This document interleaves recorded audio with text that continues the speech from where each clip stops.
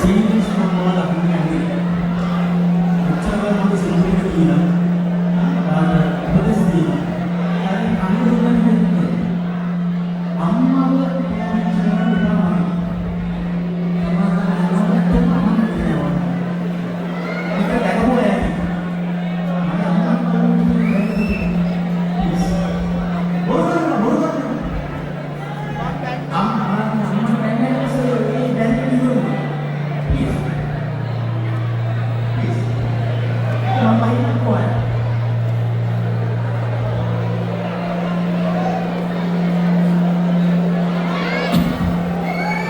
Right.